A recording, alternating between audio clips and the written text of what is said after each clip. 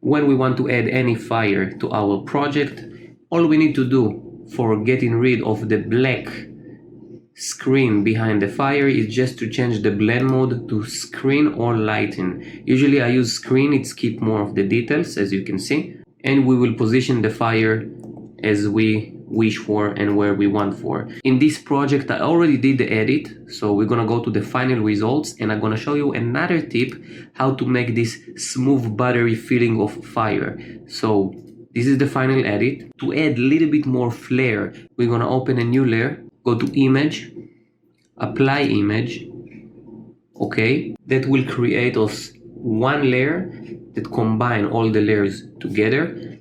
Now go to filter, blur, Gaussian blur.